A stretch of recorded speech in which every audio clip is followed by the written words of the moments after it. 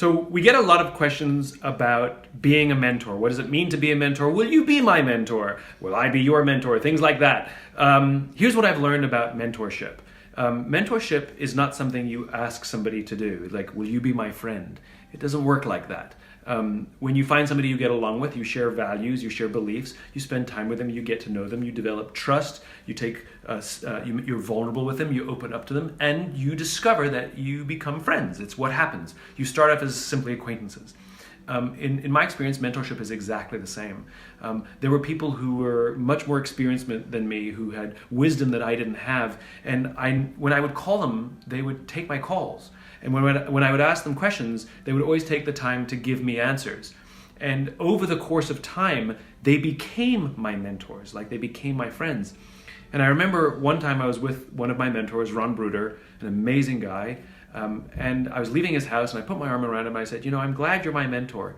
And he looked at me and he said, I'm glad you're mine. And it caught me completely off guard. And true mentorship, like true friendship, is not a one-way street. It's not about one person only giving advice to the other. Both people are showing up to give, and both people are showing up to learn.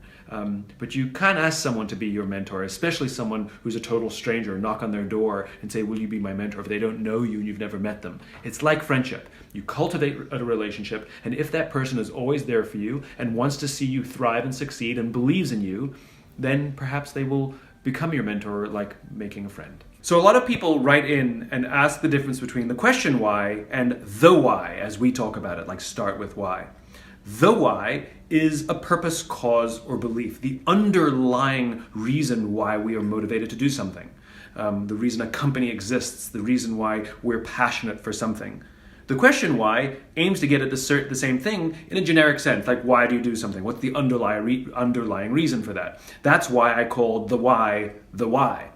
Another reason why I called the why is because when I would ask people what comes first, vision or mission, people would debate it. There's no standardized definition of vision or mission. So people who believed mission came first, I asked them, so what's the definition of mission? They said it's why we get out of bed in the morning. People who believed vision comes first would say, well, it's why our company exists.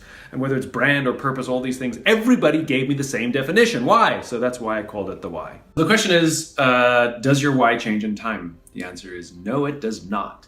We all only have one why. Our why is fully formed, probably in our late teens, something like that.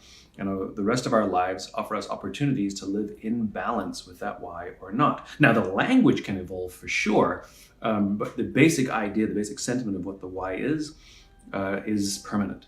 It is basically an origin story. That's what a why is. A why is the sum total of who we are based on how we were raised, the experiences we had as kids. Just like the why for an organization is also basically an origin story. It's where the organization comes from. It's based on the problem that the founders were trying to solve or the opportunity they were trying to grasp, whatever it is. So your why is fixed, your why is permanent. The language can evolve, but you are who you are. We are who we all are.